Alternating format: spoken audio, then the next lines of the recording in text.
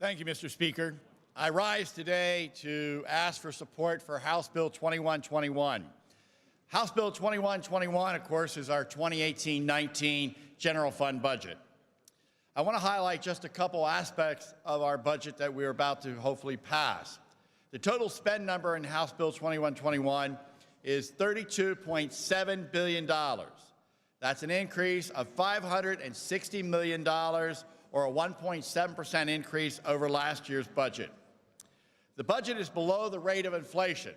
The rate of inflation is 2.13. There is no new taxes, no fee increases to be utilized in paying for this budget.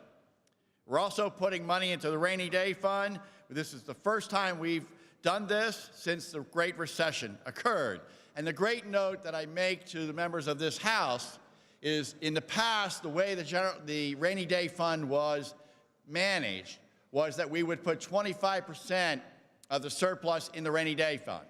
This new budget allocates 50% of any surplus must go into the rainy day fund, so it's an improvement in what we're doing there as well.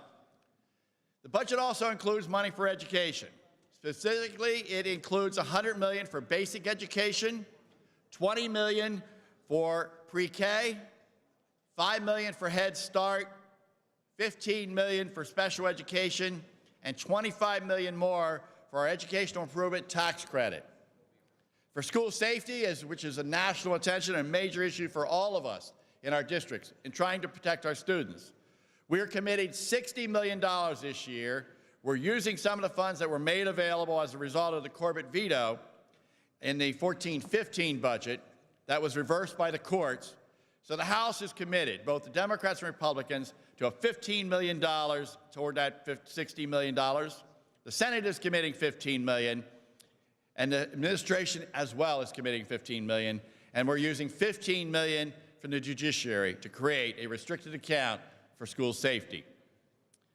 Building on the many pieces of legislation that this General Assembly passed for career and technical education, our legislative package that passed here back in April, we're also committing to an additional $30 million for career and technical education. We realize the important role that these schools play in training our future workforce. This is an investment in growing Pennsylvania's economy. PASHE will get an additional $15 million, which is a 3.3% increase, which is our 14 state-owned universities. Penn State, Temple, Lincoln, and our community colleges, and Thaddeus Stevens School will get a 3% increase in this budget. We also realize the importance of our #1 industry in Pennsylvania, agriculture.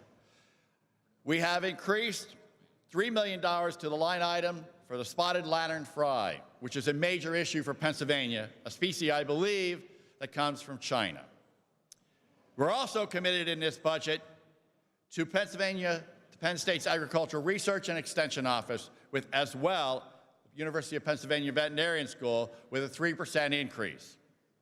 There's money in this budget to provide services to an additional 965 individuals that have intellectual disabilities and currently are on our waiting list.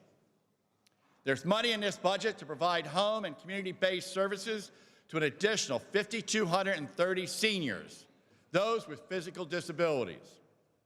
There's funding in this budget to provide child care services to an additional 1,600 children, further reducing the waiting list. The budget includes funds to provide evidence-based home visiting services to 800 families affected by our opioid crisis and epidemic.